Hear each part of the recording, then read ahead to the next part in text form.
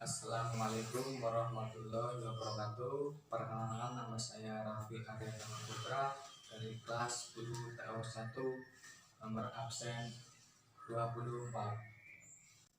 Assalamualaikum warahmatullahi wabarakatuh. Perkenalkan, nama saya Gedi Suryatama dari kelas 10 TO1, nomor absen 15. Assalamualaikum warahmatullahi wabarakatuh. Perkenalkan, nama saya Sandaleri Suparji dari kelas 10 TO1, nomor absen 35. Assalamualaikum warahmatullahi wabarakatuh. Perkenalkan, nama saya Sarah Rajib Praditya dari kelas 10 TO1, nomor absen 33. Assalamualaikum warahmatullahi wabarakatuh. Perkenalkan, nama saya Rafli Hanfi Saputra dari kelas 10 TO1, nomor absen 25. Masa bercocok tanam lahir melalui proses panjang dari usaha manusia prasejarah dalam memenuhi kebutuhan hidup pada periode sebelumnya. Periode ini amat penting dalam sejarah perkembangan dan peradaban masyarakat karena beberapa penemuan baru berupa penguasaan sumber-sumber alam bertambah cepat. Hal ini dikarenakan kemampuan berpikir manusia prasejarah semakin terasah untuk menjawab tantangan alam. Masa bercocok tanam dimulai sekitar 10.000 tahun yang lalu, bersamaan dengan zaman Neolitikum. Kehidupan masyarakat masa bercocok tanam ditandai oleh perubahan tradisi yang semula mengumpulkan makanan atau food gathering menjadi menghasilkan makanan atau food producing.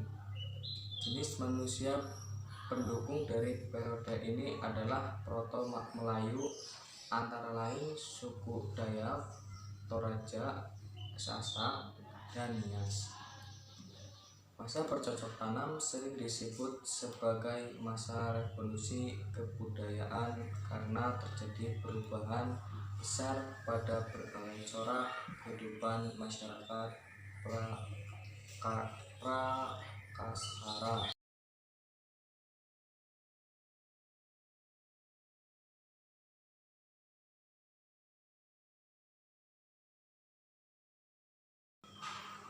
Kehidupan pada masa bercocok tanam, kehidupan ekonomi pada masa bercocok tanam. Secara ekonomi, manusia purba pada periode ini telah berhasil mengolah makanan sendiri atau food producing. Masyarakat mulai membuka hutan, kemudian menanaminya dengan sayur dan buah untuk mencukupi kehidupan sehari-hari. Sementara itu, binatang buruan yang mereka tangkap mulai dipelihara dan diternakan. Hewan yang diternakan antara lain kerbau, kuda, sapi, babi, dan unggas. Selain itu, masyarakat diperkirakan telah mengenal sistem pertukaran barang atau barter.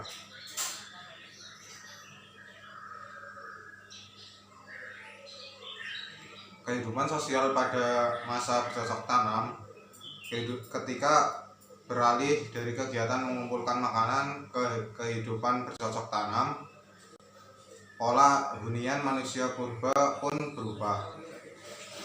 Mereka tidak berpindah-pindah tempat atau nomaden, tetapi menetap di suatu wilayah.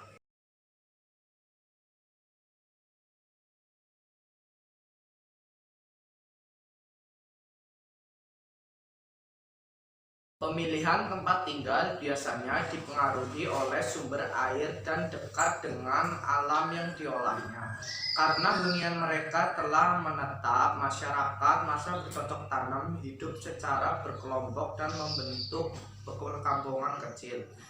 Dalam sebuah kelompok biasanya terdiri dari beberapa keluarga hidup secara bergotong royong dengan sistem pembagian kerja antara perempuan dan laki-laki. Misalnya, para laki-laki bertugas membangun untuk sementara kaum perempuan akan merawat dan menghiasnya. Mereka juga menunjuk ketua dan memiliki aturan hidup sederhana yang harus dijalani anggotanya. Hidup budaya pada masa bercocok tanam, zaman kehidupan masa bercocok tanam, dan hidup menetap berlangsung bersamaan dengan masa Neolitik. Sebab pada periode ini masa revolusi kebudayaan yang sangat besar dalam peradaban manusia.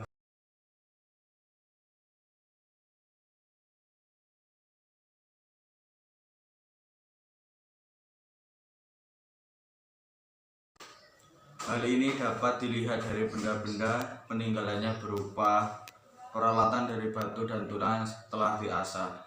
Alat-alat yang umumnya diasah adalah beliung, kapak batu, mata panah, dan mata tombak. Di Indonesia, beliung dan kapak batu ditemukan terbesar di berbagai wilayah. Dari penemuan berupa alat pemukul kayu, manusia pada masa bercocok tanam diduga sudah mengenal pakaian. Pakaiannya terbuat dari kulit kayu dan kulit binatang. Penyelidikan erologi juga membuktikan bahwa tradisi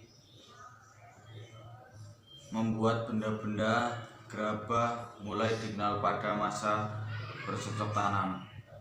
Sistem kepercayaan masa bercocok tanam. Masyarakat pada masa bercocok tanam mengenal kepercayaan akan hal gaib dan orang meninggal akan memasuki alam ini.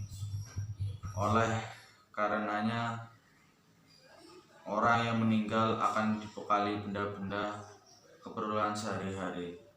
Berkaitan dengan kepercayaan ini, muncul tradisi pendirian bangunan besar yang disebut tradisi megalitik.